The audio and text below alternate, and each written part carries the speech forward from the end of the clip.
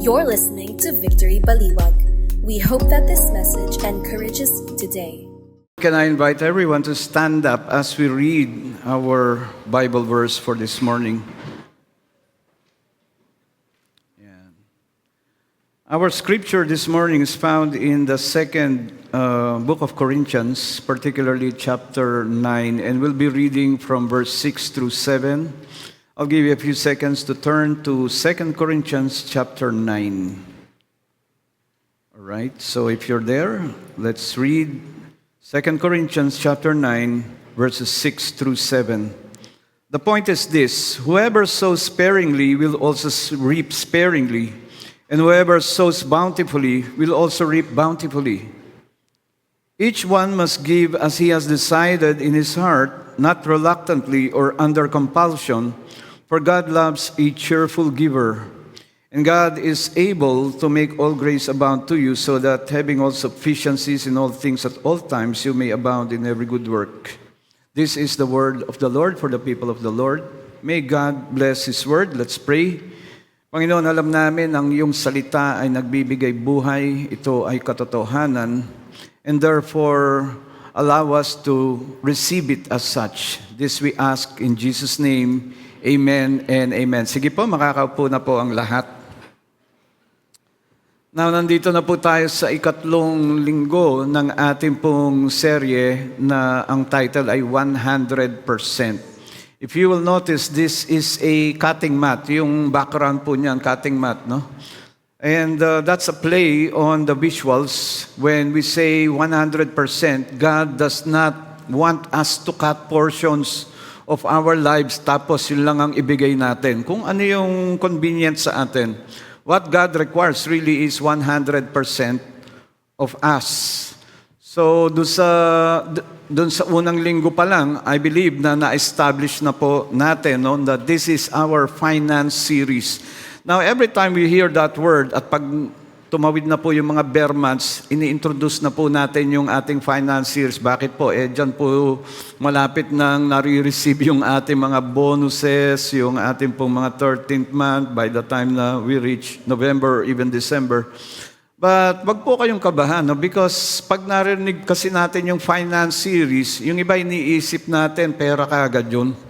And therefore, yung negative connotation na yun ay hindi po na dapat nating i-associate whenever we hear the word finance. It's about giving. This whole series is all about generosity, not only finance. It is about recognizing the generosity of God, and I believe na-establish po yan during the first week. But it is more than our finances. And therefore, ang nire-require po ng Diyos sa ating pong lahat ay yung buong pusong devotion po natin. Kaya po sabi ni Jesus in Mark chapter 12, particularly verse 30 yata, He says, this is the greatest commandment. Sabi niya, love the Lord your God with all your heart, with all your mind, with all your strength, with all your soul. In other words, He requires 100% of us, not just portions from us. Now, if you were here last week, ang pinag-usapan po natin is about generosity, setting apart our giftings or blessings from the Lord so that we can give to others. It's about helping others, those who are less fortunate or who are in need. And I'd like to continue that train of thought. Although yung paksa po natin specifically is setting apart our finances, gusto ko pong lawakan yung scope po nung tema nun. And I'd like to continue yung train of thought natin last week where we left off about generosity, yung ating pong pagbibigay bukas palad, Now, sabi po nila, and this is what the Bible basically teaches, the greatest beneficiary of generosity is a generous person.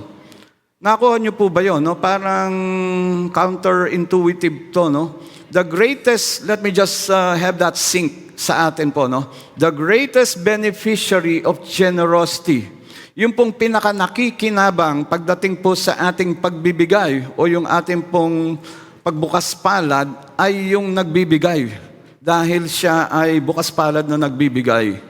So it seems like it is a paradox, Kaya nga sabi ni Jesus in Acts chapter 20 verse 35, this is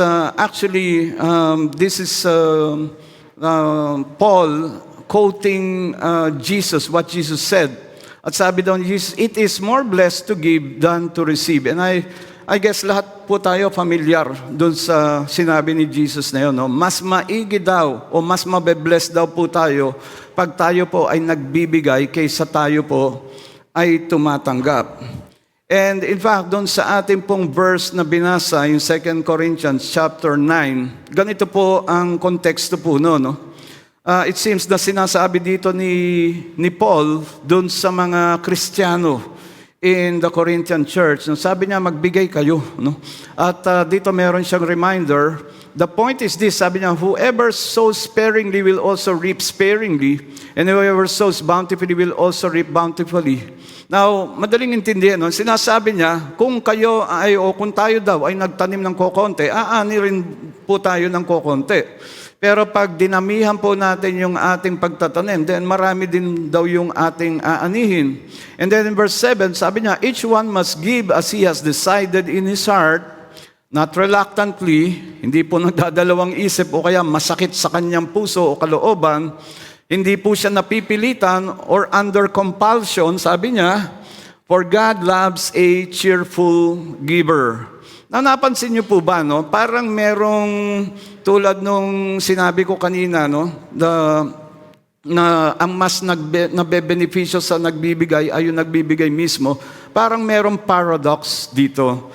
Ang ibig sabihin ng paradox ay isang statement na nagbibigay ng parang contradiction, pero lumalabas na may pawang katotohanan yung sinasabi. At yung paradox na pwede po nating makita rito ay yung huling sinabi niya rito, for God loves a cheerful giver. Kanina, we had our sacrificial giving. And we always encourage all of us to give sacrificially, but also God loves a cheerful giver. Kaya nga nire-remind din po nung nagtatransition dito, nire-remind niya, to smile as we give, for God loves a cheerful giver. Now, the paradox there is, paano po tayo makapagbibigay na sacrificially? And when we say sacrificially, parang may aray dapat sa atin. Sacrificially, and yet, dapat nakangiti tayo. Hindi nyo po ba nakikita yung paradox doon? No? So parang contradictory, and yet may katotohanan. And that is what the Bible is saying. May katotohanan yung sinasabi niya ron. So what is a paradox? A paradox basically is a statement that seems to be contradictory or implausible, but turns out to be true. So a paradox is a statement na mukhang hindi totoo o kaya merong salungat, contradictory, o kaya baka hindi totoo o parang hindi totoo, pero totoo, lumalabas na katotohanan siya. So let's take some examples sa paradox. Halimbawa po, the more you learn, the more you realize how little you know. Nakita niyo po ba yung paradox? The more na nag-aaral ka, the more na nare-realize mo, dami ko pa palang hindi alam. Another paradox is the more desperate to keep someone close, the more likely to drive them away. Yung mga umiibig dito, no? By the way, yung sinabi kanina ni EJ regarding our pre-marriage seminar, libre po yun, no? I believe we did that last year, and there were some 8 or 10 couples who registered for that. I believe even 2 of those couples were already married, but they just wanted to enhance nung kanilang relasyon. So that's a paradox. The more desperate na, the more na parang sinasakal mo, di ba? Para kang sawa, no? Doon sa iyong kasintahan, no? Sa asamo. Lalo mong binabakuran, lalo yung magpupumiglas na lumayo sa'yo. That's a paradox. Pero may pawang katotohanan, di po ba? Another one is, the more you dislike a trait from someone else, the more likely you have that same trait. Diba? Baka sino yung nakaramdam nito, no? Ayaw mo yung kanyang ugali, pero malamang meron kang ganong klaseng ugali. Yun po yung ibig sabihin yan. Another paradox is this: the more you try to impress people, the less they are impressed. No? The more na nagyayabang ka sa kakayanan mo, sa kagwapuhan mo, no? The more na hindi sila nai-impress kasi ang lumilitaw doon yung kayabangan mo. No? And another is we generally find love when we're not looking for it. Yung mga single, no, naghahanap ka pa rin, nagpe-pray ka pa rin kay God, no. Ano kaya, wag mong hanapin. Pero kusang darating yan. And people who can't trust cannot be trusted themselves. Yung mahirap magbigay ng ng trust sa ibang tao, laging nagdududa, no? Malamang baka sila rin yun ay hindi pwedeng mapapagkatiwalaan. And again, this is quite popular. Hurt people, hurt people. Yung mga nasaktan na, sino yung mga nasaktan na? Wag na lang kayo magtaas ng kamay. No? Ayun, merong isa dun sa likod. Asawa ko pa yata yun. Ha? Yung mga nasaktan na, ay sila mismo mananakit. Parang gusto nilang gumante or nandadamay. And the more available something is, the less you want it. Madalas naming ma-encounter ng asawa ko to, no? Pag halimbawa, paparada kami doon sa terminal ng SM, di ba, yung opposite. Kahapon yata, no? Sobrang dami ng mga tao na andun. Di ko alam kung bakit. No? Talagang daming nakaparada. So desperate kami, kahit nga doon sa malayo, paparada na ako eh. Pero napansin ko rin, no? Pag ang dami namang paradahan, ang dami namang empty slots, parang hindi kami makapamili. Dito na lang, hindi, mas malapit doon. Lilipat kami, tapos hindi, mas malapit, dilipat kami. Napansin niyo po ba yun? No? Pag ang dami natin pagpipilian, the more na hindi tayo makakapili. Pero pag wala naman pagpipilian, kahit ano na lang, desperate tayo, yun na lang ang ating pinipili. So, and therefore, ito pa, no? The only constant is change. Ang isang bagay na lang na hindi nagbabago ay ang pagbabago. So it's a paradox. It's as if a contradictory statement, and yet, pag inisip po natin, ito po'y pawang katotohanan. It's the same thing with sacrificial giving. Pero ang nire-require ng ating Panginoon ay dapat tayo ay nakangiti, masaya. And I remember this story, and this is from a testimony of a pastor's wife, yung kanyang anak na 4-year-old, no, binigyan niya ito ng isang barya, no, isang 20 at isang 5 peso coin. Tapos sabi niya doon sa kanyang anak, mamayang sacrificial giving, bahala ka kung alin ang gusto mong ibigay dyan, yung hindi mo ibibigay sa'yo na lang. So ito na yung sacrificial giving, nagbigay yung bata, yung isa tinago niya, tapos nung pauwi siya, tinanong nung nanay, anak, ano yung binigay mo? Nung una, mami, gusto ko ibigay yung 20, sabi nung bata, no? Pero nag-isip-isip ako, kasi narinig ko yung pastor, sabi niya give cheerfully, no? For God loves a cheerful giver. Kaya, imbis na yung 20 binigay ko, gusto ko masaya ako, kaya 5 na lang yung binigay ko, sabi niya. So whenever we talk about our finances, parang ganun pag merong aray, hindi mo pwedeng ipagbunyi o kaya hindi ka masaya. No? Parang may aray, so how can we become cheerful whenever we think about our finances and whenever we talk about tithes? And by the way, let me just qualify that. Although this is a finance series, this is not just about finances. When we think about giving, when we talk about generosity, it is more than our money. It is also our talents, yung ating mga abilidad, yung oras natin, yung ating mga relasyon, yung relasyon natin sa isa't isa. And even being neighbors to our neighbor. So, itong series na to is more than our finances. Tulad nga nung sabi ko kanina, this is not about God asking for our finances or even the church asking for our finances. It is about equipping you with what the Bible says when it comes to generosity, when it comes to giving, when it comes to setting apart ourselves for the welfare of our less fortunate neighbors. Yan po yung sakop po nito. It's more than finances. So let's talk about generosity. Generosity, sabi nga nila, the virtue of freely, abundantly, and frequently giving good things to benefit others. So again, let me define that. The virtue of freely, abundantly, and frequently giving good things to benefit others. Now, hinighlight ko po yung freely and abundantly because it has something to do with the attitude. attitude po natin, something to do with the heart. Kasi posibleng tumutulong ka, nagbibigay ka, pero napipilitan ka. Halimbawa, kaya nga sabi dun sa verse natin, no, not under compulsion. And therefore, it may benefit the one na binigyan mo. Halimbawa, dinonate mo yung iyong sapato sa mga mahihirap or nag-donate ka ng sa kawang gawa, no? And by the way, let me just commend the church, all of you, no? For this is a generous church. Kaya palakpakan mo ang katabi mo, no? Because that's a generous person.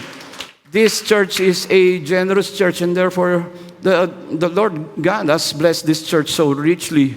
And by the way, kanina nga, no, yung mga real-life scholars natin, nagkaroon ng Race for Life. Kanina nakita ko sila dumating before our 11 a.m. service.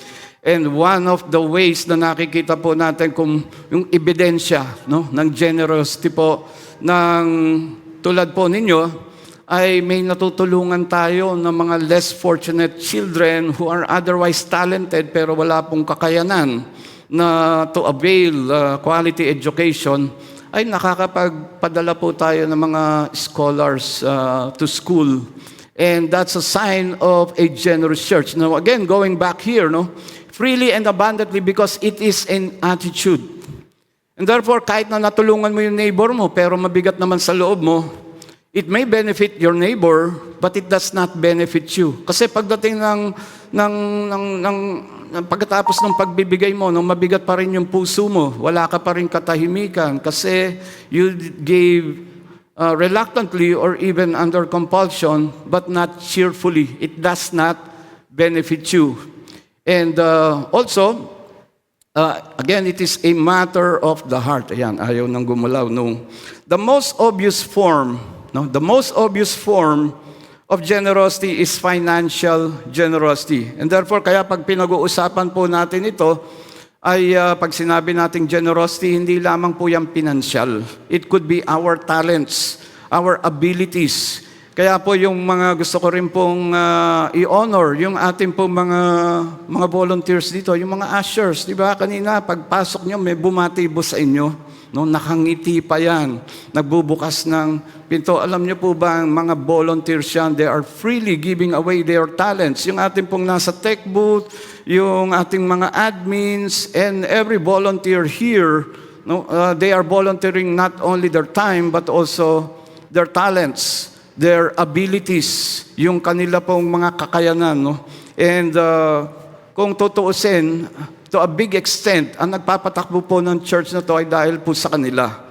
And therefore, they also deserve our clap of praise. Sige, let's just appreciate them.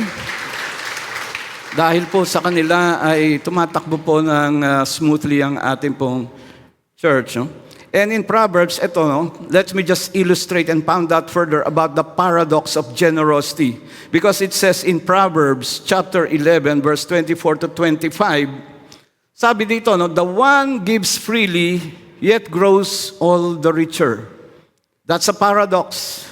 Another withholds what he should give and only suffers want. Nakita niyo po ba yung parang contradiction dito? No? Yung nagbibigay daw ng bukas palad ay lalong yumayaman at yung parang kinikimkim niya para sa kanya lang, no? Yung kailangan, yung pwede niyang i-share, ay lalo siyang nangangailangan.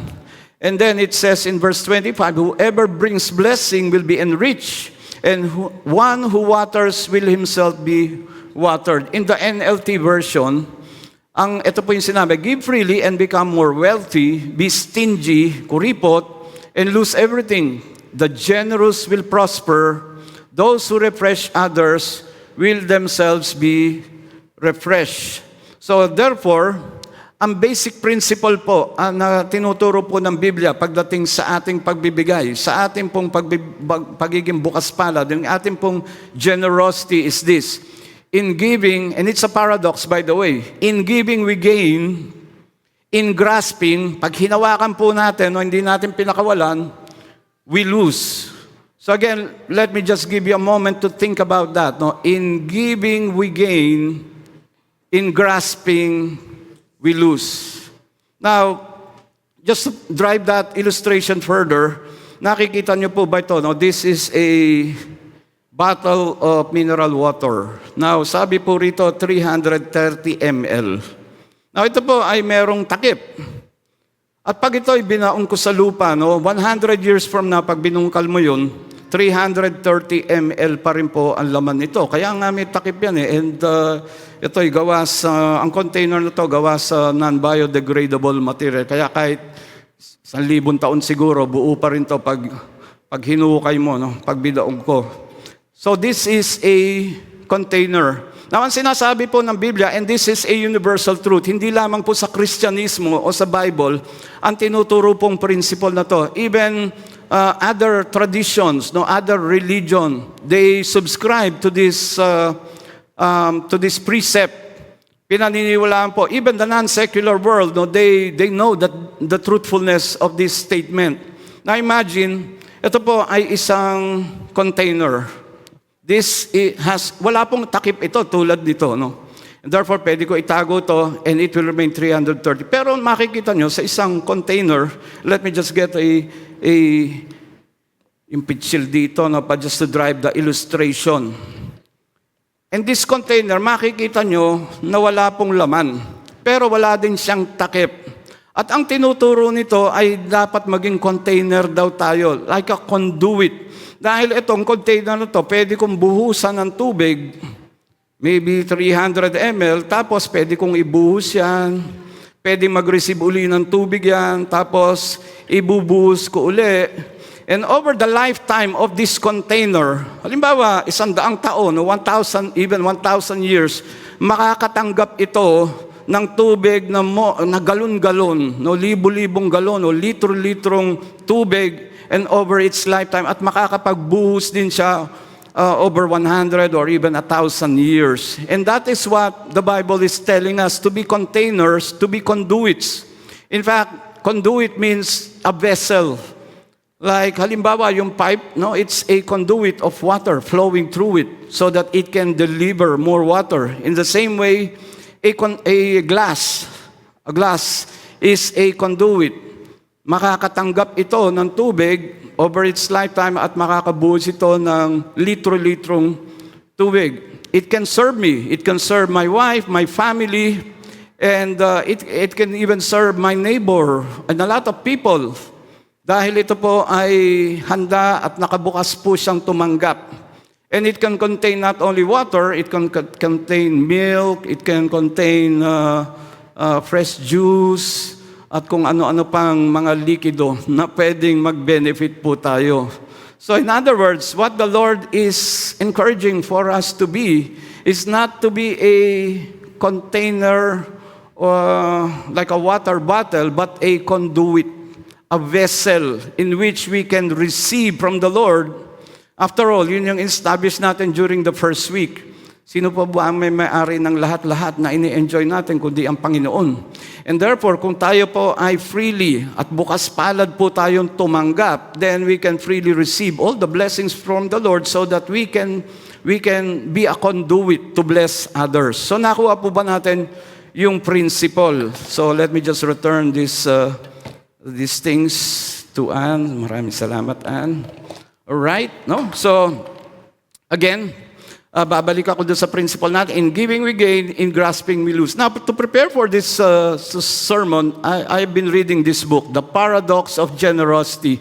Now, this is not a Christian book. In fact, these are sociological scientists yung may author nito. At yung mga ibang principles na pag-uusapan po natin dito ay galing po dito sa libreng ito. Ito po ay mga dalubhasa from Notre Dame. And they're studying what generosity does to us humans. And therefore, tulad po ng title na to, it seems that generosity is a paradox. Merong contradiction, but at the same time, it is true. At sabi po nila, and I will quote some of the statements na nakapaloob po sa librong yan. Sabi po nila, generosity is paradoxical. Those who give receive back in turn. By spending ourselves for others' well-being, we enhance our own standing. Nakuha niyo po ba yun, By being gracious to others, by being generous at hindi natin ginagrasp at sineshare natin yung mga blessings na galing po sa ating Panginoon, mas nagbe-benepisyo o nagbe-benefit po yung nagbibigay. And then they say, quoting the book, in letting go of some of what we own, we better secure our own lives. By giving ourselves away, we ourselves move towards flourishing. In other words, the secret to a flourishing life is not to grasp, but to give away, to share.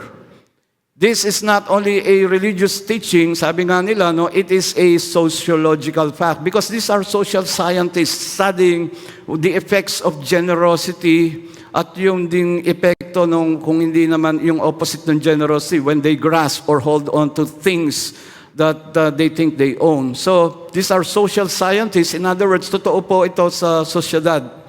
In society, in the culture, this is very much true. Hindi lang po siya a religious teaching na tinuturo po ng Bible, kundi even other religions teach these precepts. And then, ito yung mga benefits. Generous people experience greater levels of happiness. Tignan mo yung katabi mo, mukha bang happy yan? Siguro, generous yan. Pangalawa, better mental and physical health. Tignan mo uli yung katabi mo. Mukha namang healthy yan, di ba? Siguro, very generous yan. Number 3, greater sense of purpose. Para kang may direksyon. The more you realize na meron kang purpose in life, alam mo yung direksyon ng buhay mo. If you are a dad or a student, a mother or a businessman, alam mo, may direksyon yung buhay mo. Number 4, less depression. Ayun pala. So kung nade-depress ka, baka hindi ka generous sa buhay mo, then mag-volunteer ka rito. Volunteer your time, your talent. And number 5, greater interest of personal growth. Mas gusto mong magpursige, umunlad sa iyong buhay. Now in Luke chapter 6 verse 38, ito naman yung sinasabi ni Dr. Luke. Sabi niya, give and it will be given to you, good measure, pressed down, shaken together. Alam natin tong verse na to, madalas nating, sino dito, yan ang life verse. Running over will be put into your lap, for with the measure you use it, it will be measured back to you. Ito yung verse na in Tagalog, magbigay ka, tapos ibabalik sa iyo ni Lord yan na siksik, liglig, at umaapaw. Naranasan mo na ba yung pagpapala nun? Come on. Sige, nag-amen yung iba. Siksik, liglig. Pero ang gusto kong na-focus natin yung ating mga sarili ay yung last statement dito. For with the measure you use it, it will be measured back to you. Do you know what that means? Kung ano yung panukat o yung sukata, ang sukatan ng ibabalik sa iyo ay yung lumabas sa iyo, yung ibinigay mo. So kaya nga it complements yung ating verse na binasa kanina in 2 Corinthians chapter 9, with the measure that you use, it will be measured back to you. If you sow sparingly, then you will reap sparingly. If you sow bountifully, then you will reap bountifully. Now, some people, hindi nila maranasan ito Hindi nila ma-realize yung pangako na nandito because they themselves have not received or experienced yung bountiful blessings ng ating pong Panginoon. And the reason for that is because they give reluctantly or they give sparingly or they share sparingly. Or matagal ka na uma-attend dito pero gusto mong mag-volunteer pero hindi ka makapag-volunteer or to engage someone or to even share the gospel. Kaya hindi mo siguro maranasan yung pagpapala ng Panginoon dahil reluctant ka o kaya nagdadalawang isip ka, may pumipigil sa'yo. And therefore, ganun din yung bumabalik sa'yo dahil yung panukat mo o yung panukat na ibinabalik sa'yo ay yun din yung kung ano yung ibinigay mo o shinare mo. So ganun din, the principle holds true. So sparingly, reap sparingly. Aani ka rin ng sparingly. Now, these are 3 things that I want to share to you with regards to generosity based dun sa ating pong binasa. Now, ang konteksto po kasi nung binasa natin kanina in 2 Corinthians chapter 9, si Apostol Pablo kasama nung kanyang mga kapwa manggagawa, sina Titus, sina Silas, at sina Barnabas. No, they were asking for pledges from the different churches. Kaya po sila nanghihingi ng donasyon ay ito po'y donasyon para sa Jerusalem Church. Yung Jerusalem Church po kasi ang unang Christian church na naitatag o naiplant nung umusbong na po yung Christianity. Pero nagkaroon po sila ng sitwasyon doon.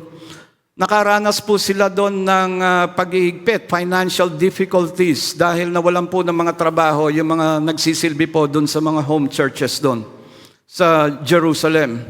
And therefore, nag-church to church si Apostol Pablo kasama nung kanyang mga alagad, tulad ni Titus, at humingi po sila ng mga pledges from this different church to donate financially para makatulong po doon sa mga nagsaserve doon sa Jerusalem.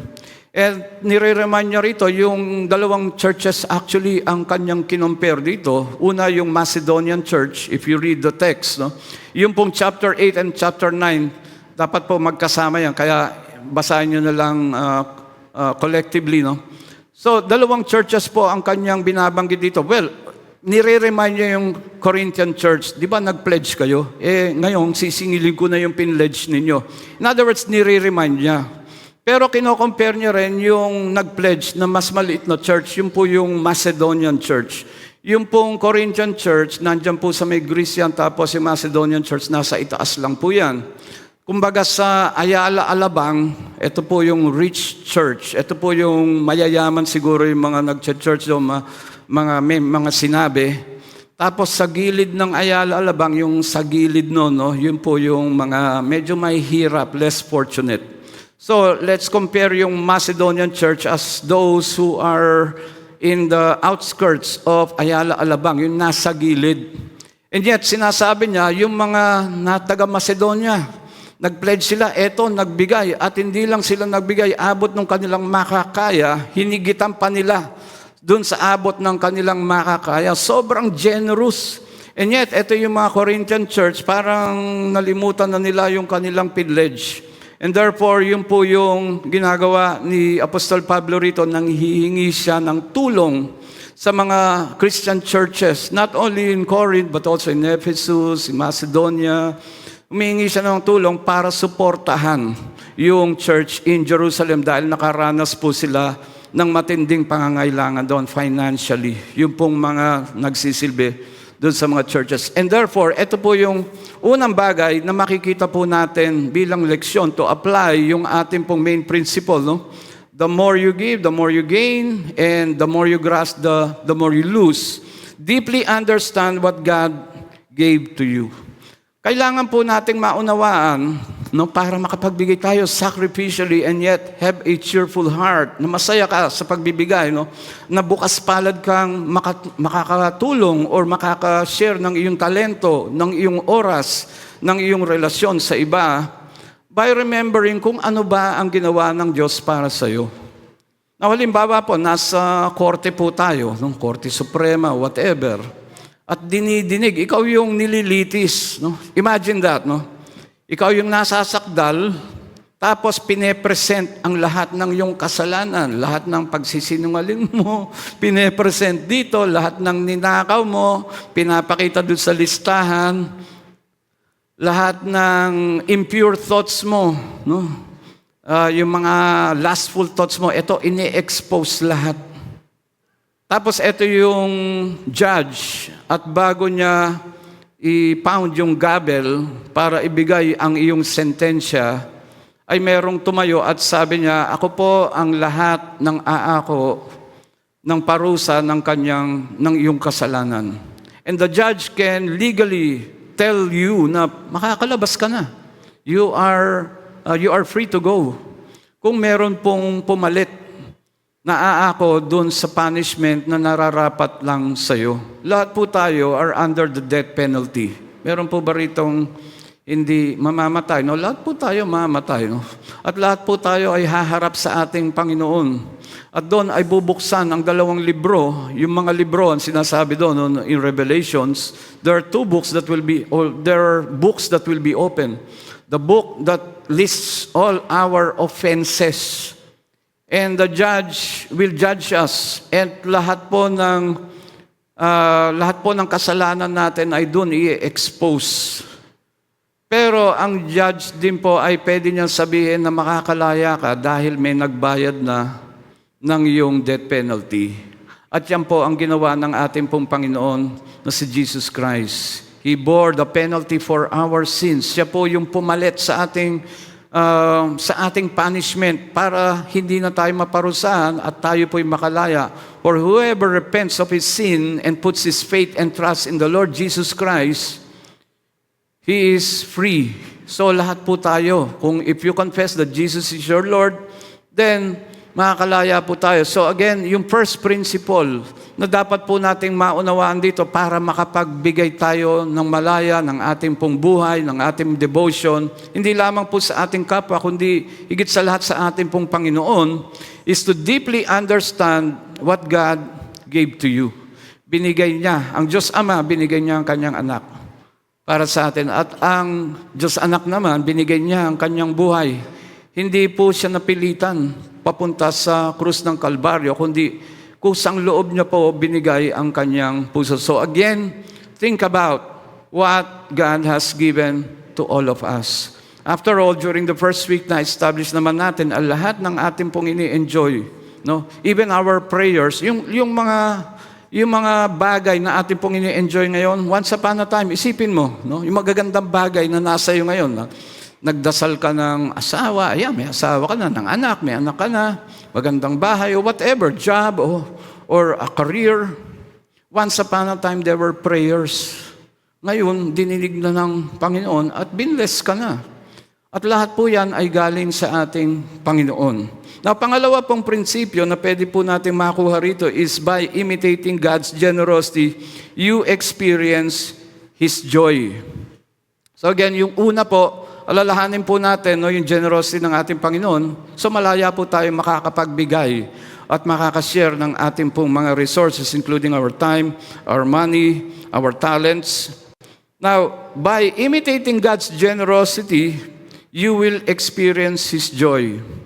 Sabi po, again, from the book, when people act generously, it triggers chemicals in the brain and body that enhances pleasure and happiness and reduce stress and pain. Meron pong scientifically proven, no, when we give freely, when we help freely, not reluctantly, not under compulsion, nakaka-experience daw po tayo ng isang joy sa atin po and pleasure at kasiyahan na nakaka-reduce daw ng stress at pain. And ito po yung mga nire-release na mga chemical o nare-release na mga chemical sa ating katawan. No? They include oxytocin, dopamine, serotonin, vasopressin, endorphins, prolactin. Hindi ko alam kung ano yan. Pero it seems that they are good hormones or whatever, chemicals sa ating katawan na nakapagbibigay ng kasiyahan sa atin. And it says, neuroscientists found that the reward areas, yung reward areas pong tinutukoy dito, ay yung mga area ng ating isipan kung saan po tayo nakaka-experience ng extreme pleasure and happiness whenever we do something good. So sabi niya, neuroscientists found that the reward areas of the human brain light up, nagniningning daw po when people give generously to others. Mas nagiging masaya sila. Mas parang kahit na ang dami nilang problema, nakakalimutan nila yung problema. So yun yung sagot, no? Kaya yung iba, and I believe there are some chemicals pagdating sa alak, halimbawa, o kaya drugs. Kaya sila nagda-drugs pag merong matinding problema baka yung mga chemicals na to ay na-experience nila whenever they do that. And therefore, they experience short-term happiness, no? Short-term stress-free moments, pero hindi po naglalast yun Pansamantala lang po yun. And besides, harmful yun sa kanilang katawan. Pero ito siguro yung best antidote kung gusto po natin makaranas ng happiness and pleasure naturally. And in 1 Timothy chapter 6 verse 18, ito yung sabi ni Paul kay Timothy, they are to do good works. At nire-remind niya si Timothy rito na kung ano yung kailangan niyang i-encourage yung mga Christians in the church na pinagkatiwala po kay Timothy kasi siya po yung pinagtiwalaan na pastor, na magpastor po sa Ephesian Church. Sabi niya, they are to do good work, to be rich in good works, to be generous and ready to share, thus storing up treasure for themselves as good foundation for future, so that they may take hold of that which is truly life. Parang kamukha ito nung verse natin last week, about storing up, or do not store up treasures on earth where moths and rats eat away and thieves steal, but instead store up treasures in heaven, spiritual treasures, about sharing your life, no, your time. Noong last week, about 2 weeks ago, nagturo po ako ng Leadership 113 or Apologetics sa Victory Plaridel. Gabi po yung kanilang klase ron. And it was way past already 9 o'clock. Pero yung asawa ko naiwan dito sa church. Nag-iisa na lang po siya rito, no? And then, medyo nag-overtime ako doon sa pagtuturo and I was ready to leave. Pero pagkatapos ng klase, no, merong nakipag-usap sa akin. I could have brushed aside yung nakikipag-usap. Ang dami niyang tinanong. Tapos humaba yung aming kwentuhan. Bukod sa sobrang traffic ba dyan sa Makinabang kasi piyesta yata, yung Concepcion, basta may piyesta dyan, whatever. So I ended up being very late. Pero I wanted to get away, pero sabi ko, merong legitimate na gustong itanong ito no? So pinakinggan ko. That is another form of being generous with your relationships. Giving time, lalong-lalo na dun sa inyong mga minamahal sa buhay. Kanina, papunta rito, sabi ng asawa ko, can I have your Monday? Kasi Monday na lang Sabat mo na lang yan kung ano-ano pang pag-aaral ang ginagawa ko raw. Although hindi naman talaga ako nag-aaral, no? Pero siguro lumalabas talaga yon, no? So, she wanted more of my time dahil marami siyang household chores, so yung mga paghuhugas, paglalabas siguro dyan. Hindi naman. Ang asawa ko, kahit paglabahan mo po yan ng buong araw, gustong-gusto niya yung naglalaba. Ang ayaw niya yung namamlansya, ayaw niya yung nag-uurong. Pero yung paglutuin mo rin yan, buong araw magluluto yan. So anyway, yan po yung sinasabi ni Timothy rito, no? Ni Apostol Pablo to Timothy. Now, the last thing na kailangan po natin o pwede po nating makuha na bilang prinsipyo dito sa ating pinag-aaralan sa umagang ito. Generosity is an expression of love and we are made for love. And by the way, yung previous point po natin, it is about imitating the generosity of God. Now, tayo pong mga Pilipino, before I explain this, tayo pong mga Pilipino, ako nagtataka palagi Di po ba pag meron tayong, halimbawa kumakain tayo, bakit laging merong isang natitira? No? Halimbawa po, yung favorite gulay ko po, bacon. No? Pag ang daming bacon, sige, kain tayo ng kain. Tapos pag isa na lang yung natitira, walang gustong kumuha. Napansin niyo po ba yun? O ako lang ba nakakapansin nun? Nagtitira pa, di ba? Kunyari, puro hipon yan, may handaan. Bakit merong isa laging natitirang hipon? Now, I think I know the explanation. Sa tingin ko po, we are imitators of generosity. Bakit po? Meron pong isang pag-aaral, again, by social scientists. Nag-experiment po sila, 3 bata. Ang dami nilang mga biskwit, no? So, nag-aagawan sila. Tapos, nagdadamutan. Nung isa, 2 kinuha. Ayaw pa na i-share. Isa na lang ang nakuha. But anyway, natira na lang isa. 3 pa sila. So, anong gagawin nila? Talagang nakasimangot na yung mga iba. No? So, kinuha nung isa. O sige, kinuha niya. Tapos, nung isusubo niya na lang, nakita niya, umiiyak na yung katabi niya. Ang ginawa niya, binigay niya. Tapos, yung binigyan niya na mangiyak-ngiyak na, siyempre, natahimik. Pero imbis na kinain niya, nakita niya yung isa pa niyang katabi, binigay niya pa rin. So nakikita niyo po, no? When we realize how generous our God is, then we could also imitate His generosity to us. And I think that's the explanation kung bakit nagkakahiyaan pa tayo, no? Gusto natin maging generous. Maybe it has something to do with that social experiment with the children. Now, ito yung last point. Generosity is an expression of love, And we are made for love. Yung unang point, no, realize yung gravity o yung magnanimity o yung gaano kalaki ang pagmamahal at sakripisyo ng ating Panginoon. At buong puso niyang ibinigay o inihandog ang kanyang sarili. At ganun din po yung ating Diyos Ama. He gave His Son as a sacrifice for all of us, as a ransom for many. Generosity is an expression of love, and we are made for love. In the same way that God has shown His great love for all of us, and He is an example of the generosity that we should emulate. Kaya sabi nga po ni Apostol Pablo in chapter 9 or chapter 8, the chapter before our text, in verse 9, sabi niya, "For you know the grace of our Lord Jesus Christ, that though He was rich, yet for your sake He became poor, so that you by His poverty might become rich." Iniwan po ng ating Panginoon ang kanyang kaharian para maging kamukha natin. Though He was rich, He became poor like us, so that through His poverty, we can become rich. We can become partakers of His kingdom. Now, I will end with this illustration or this story. It's a true story. Ito po yung makikita po natin ito in the book of Luke. I think Luke chapter 4 ba? No? But this is a story of si Jesus Christ po ay inimbita po ng isang pariseo, a religious leader. Inimbita po sa kanyang tirahan, and this is a story about the woman who washed Jesus' feet with perfume and with her tears. No? So, pinaunlakan po ni Jesus Christ, umattend siya dun sa imbitasyon ng isang pariseo na nagngangalang Simon. Tapos may dumating na isang prostitute, itong babaeng ito. Dumating siya dun sa habang kumakain sila, no? Or habang nag-share sila ng meal.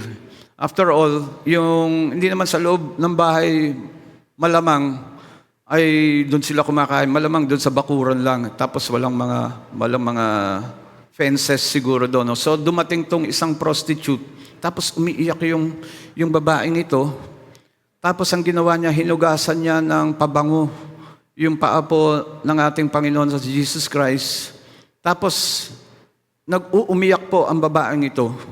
Tapos tumulo yung kanyang mga luha sa paa po ng ating Panginoon. And then pinunasan niya po ng kanyang buhok. Mahaba kasi yung buhok niya. Pinunasan niya yung paa ng ating Panginoon. Tapos sabi nitong si Simon, yung pariseo, sabi niya, kung alam mo lang kung anong reputation ng babaeng yan. Sabi niya, ay siguro, inuusgan niya si Jesus Christ, malamang kung alam mo yung reputasyon ng babaeng yan, ay hindi mo pagagawa yan, o hindi mo siya hahayaan. Nahugasan ng iyong paa ng pabango at punasan sa kanyang buhok. And Jesus knows the reputation of this woman. And then, this is what the Lord Jesus said in Luke chapter 7, verse 47, "I tell you, her sins, I'll tell you her sins." Ito yung reputasyon ng babaeng to, alam ko. And they are many. Sobrang dami ng kanyang kasalanan, pero they have been forgiven, so she has shown me much love. But a person who is forgiven little shows only little love. You see what the Lord Jesus Christ is saying to this Simon, this Pharisee? No? Ang sinasabi niya, kaya niya napapakita ang kanyang labis na pagmamahal sa akin dahil alam niya na ang sukdulan, no, ang extent ng kanyang kasalanan na pinatawad na ng Panginoon. And it's the same thing with us. Kung alam lang po natin yung gravity ng ating pong punishment dahil po sa ating kasalanan, then we can show our devotion, show our gratitude, show our love for our Lord Jesus Christ through our sharing of our lives, not only sharing to the work of the church, but also sharing our lives for our fellow men who are less fortunate. Now, two more stories, and as I call on the music team, no, before I end. Two more stories. Mahilig po ako magkwento, so I guess we still have time for two more stories. And this is a story about a child. And I hope na makita po natin, no, yung contrast dito sa dalawang istoryang to about the heart of the child. And well, teenager, no? Almost teenager, a young adolescent, mahilig po siya sa kotse. So meron pong isang magarang kotse, tapos hinahangaan niya yung kotse. No, tinitignan niya, bagong-bago yung kotse. Tapos, nandun na yung may-ari. So, the owner of the car was amused. Tapos, sabi niya, kayo po pala may-ari. Sabi niya, magkano po ang bili niyo rito? Sabi ko na nga ba, itatanong mo yan eh. Kasi lahat ng humahanga sa aking kotse, tinatanong yan. So, sabi ng may-ari, libre ko lang nakuha yan. Libre lang. Dahil binigay yan ng aking kuya na milyonaryo. Wow, sabi nung bata, no? Sabi niya, sana, pero hindi niya tinapos yung kanyang statement at sabi nung may-ari, alam ko na, ang iniisip mo, sana meron kang kuya na milyonaryo, no? Para bigyan ka rin ng ganyang kotse. Tapos sabi ng bata, hindi po. Sana ako yung katulad ng kuya ninyo na nagbigay sa inyo ng kotse. Kasi meron akong kapatid. Ang kapatid ko kasi disabled. And I'd like to find ways to help my brother. So nakita po ninyo yung puso ng bata, no? Again, parang yung sinasabi ni Jesus, better to give than to receive. Now, contrast that with this story. There was this multi-millionaire. Last week, parang sinare ni John, si John Paul Getty ba yun? Multi-millionaire, billionaire pa nga. So, ito yung mga nagsosolicit for charity. So, nilapitan nila si John, itong bilyonaryong ito. Sabi nila, sa records po natin, sir, ay wala pa po kayong dinonate sa charity. So, nagsusolicit po kami para sa kawang gawa and maybe you want to help since you are so rich.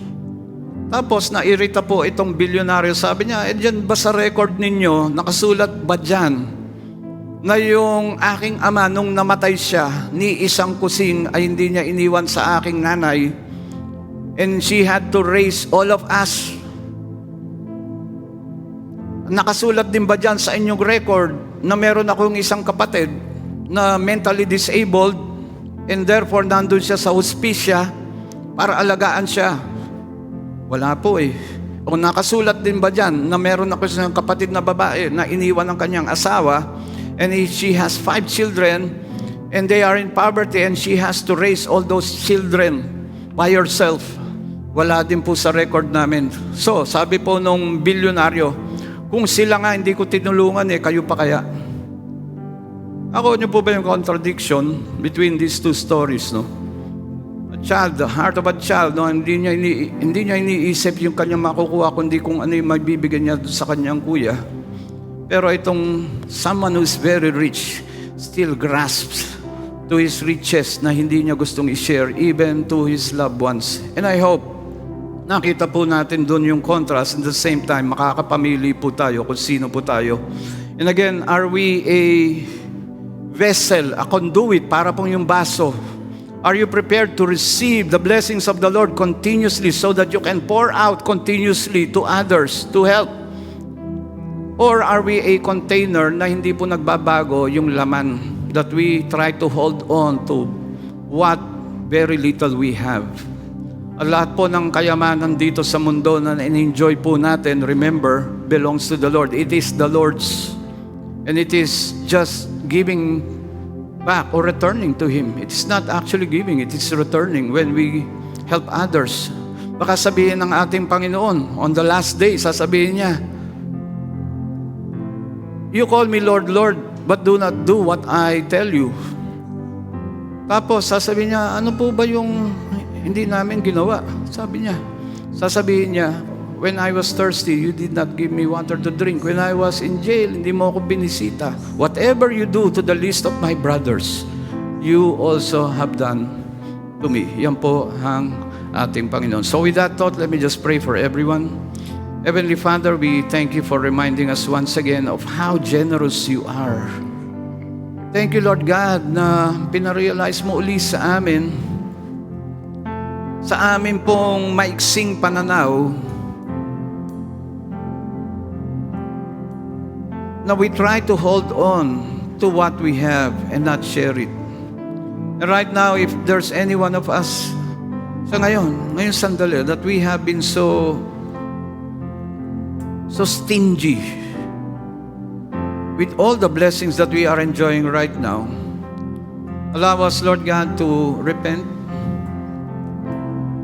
And allow us, Lord God, to share, to give, to experience, Lord God, your generosity in our lives. Again, salamat po, Panginoon, for all the vessels, all the conduits na ginamit mo in this church, all the congregation that are here right now for their generosity. For without them, Lord God, alam namin, Panginoon, they will not experience your goodness, your faithfulness, your love, your mercy, your blessings, Lord God. At salamat din po, Lord God, na patuloy mong pagbuhos ng iyong pagpapala sa amin pong buhay. And we desire nothing here, Lord God, but to give glory to your name. This is our prayer in Jesus' name. Amen and amen. Thank you for listening to Victory Baliwag Podcast. Follow us at Victory Baliwag on Facebook and YouTube for more details as we honor God and make disciples.